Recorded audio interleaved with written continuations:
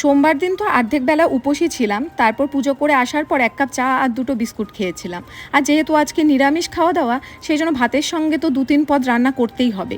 তো সেই জন্য ভেবেছি আজকে আর ভাত টাত কিছু করব না, আজকে বানাবো লুচি অথবা পরোটা, আর তার সাথে আলুর তরকারি, বেগুন ভাজা, এইসব। তারপর চলে আসলাম রান্নাঘরে। ময়দাটাকে ভালো করে ময়ম দিয়ে উষ্ণ গরম জল দিয়ে মাখিয়ে যদি কিছুক্ষণ রাখা যায় তাহলে লুচি অথবা পরোটা খুব নরম থাকে। আর হ্যাঁ, যদি ময়দা দিয়ে পরোটা অথবা লুচি বানাও তাহলে ময়মের মধ্যে তেলটা পরিমাণ মতো দিতে হবে। যদি একটু তেল বেশি হয়ে যায় তাহলে খাওয়া তো দূরের কথা, পরোটা টেনে ছিটতেও পারবে না।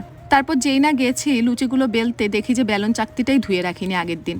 তো যেহেতু আজকে নিরামিষ, আমি তো আর ওইটা ছোবো না, সেই জন্য লুচি বানানো আর হলো না, কারণ একটা একটা করে লুচি বেলতে অনেকটা সময় লাগবে, সেই জন্য বড় বড় করে পরোটার মতন করে বেলে নিচ্ছি। তো অসুবিধা খুব একটা হয়নি, তো হয়ে গেছে। তো এদিকে খাওয়ার তাড়া দিচ্ছিল, এদিকে পরোটাগুলো ভাজাও হয়ে গেছে আর তার সাথে তরকারিটাও হয়ে গেছে। তবে হ্যাঁ, নামানোর আগে ধনেপাতা দিতেও ভুলে গেছি, বেগুনগুলো ভাজতেও ভুলে গেছি, ওগুলো এক কোণাতেই পড়ে আছে। দেখাবে নেক্সট ব্লগে।